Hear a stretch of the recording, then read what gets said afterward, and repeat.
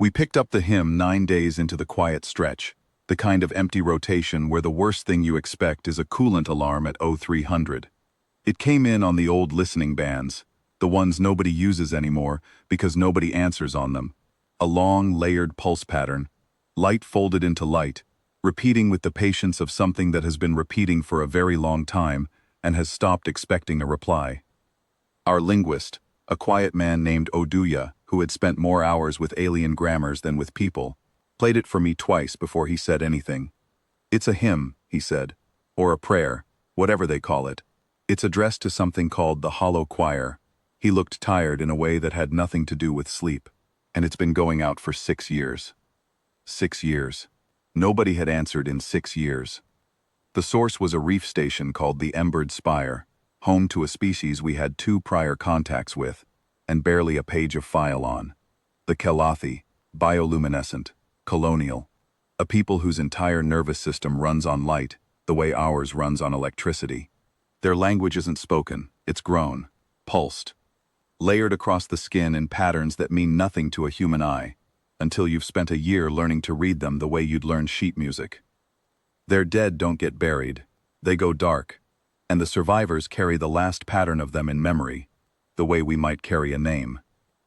What they'd sent out wasn't a mayday in our sense. It was older than that, an appeal to the Hollow Choir, a ring of elder Kelathi whose combined light pattern was supposed to burn bright enough, reach far enough, to call in aid from anyone still listening on the old trade circuits. The Kelathi had traded along those circuits for longer than humanity has had cities. 3 different patron fleets owed them favors going back generations. None of those favors had come due. For 6 years the choir had been calling. For 6 years, nothing. We found out why when we got close enough to read the station's running lights. The choir wasn't silent because no one out there cared. It was silent because the same thing eating the rest of the colony, our doctors filed it, clumsily, as a prion pattern contagion that corrupts the bioluminescent lattice cluster by cluster, had reached the choir first. The very voices meant to call for help were the first to go dark.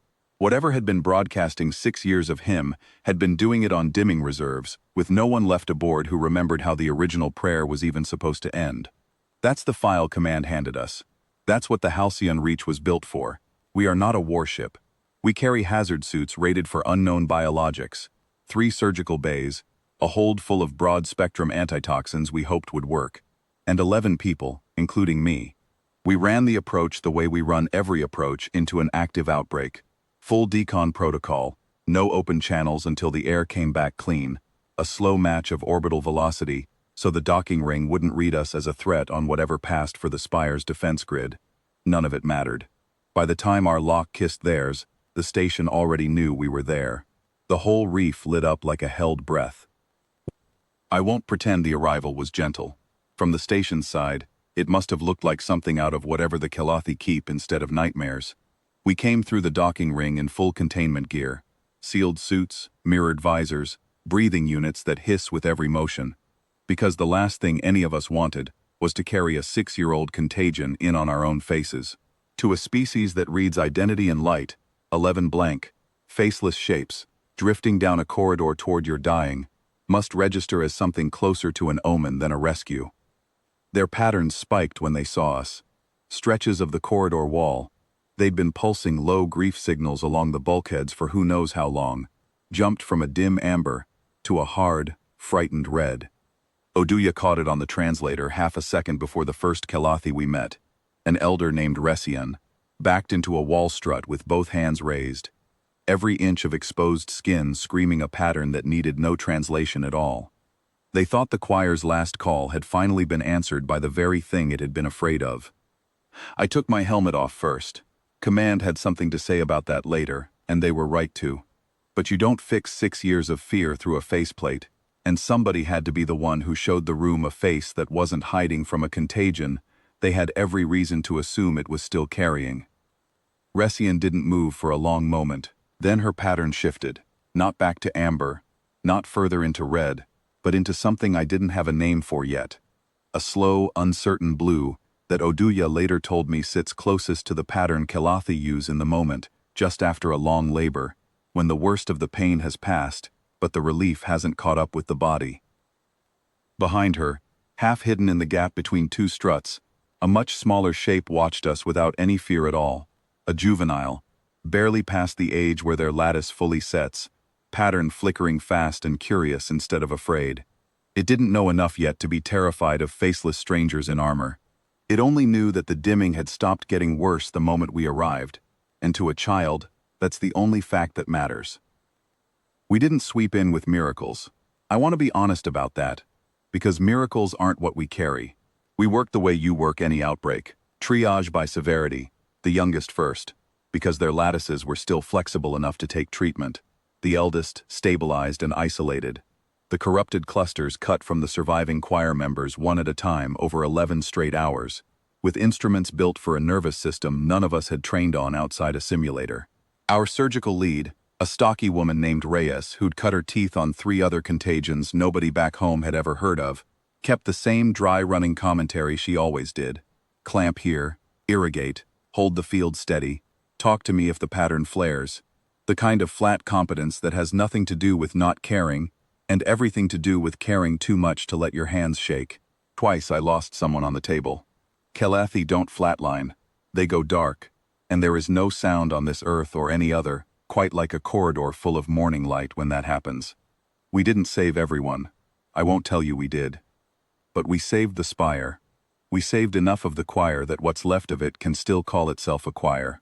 Somewhere around hour 9, working a clamp into a lattice no wider than a child's wrist, while Ressian's one good eye cluster tracked every motion of my gloved hands, I understood what Oduya had meant about the prayer never having an ending written for it. Nobody on that station had truly expected an answer anymore. The hymn wasn't a request. It was a habit, kept up the way you'd keep a candle lit in a window for someone you'd quietly stopped believing would ever come home. Ressian recovered enough to speak, to pulse rather, in the slow formal cadence the Kelathi reserve for things that matter. 3 days before we left. Oduya ran the translator. Most of the pattern came back as something close enough to gratitude that the machine didn't even flag it as uncertain. The rest of it didn't come back as anything we had a word for.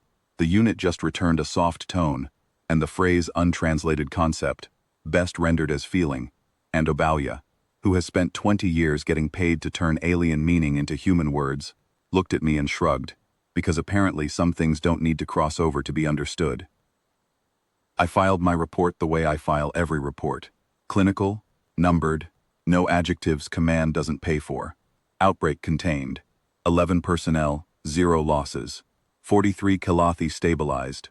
Hollow choir partially restored, projected to resume independent function within 1 local cycle. It read like any other rotation. It wasn't. On the last night before we broke orbit, I stood at the observation port and watched the spire's outer reef cycle through its slow nighttime patterns, dimmer than they should have been but steady now, holding their color instead of bleeding it. Reyes came and stood beside me without saying much, the way she does when there's nothing useful left to say.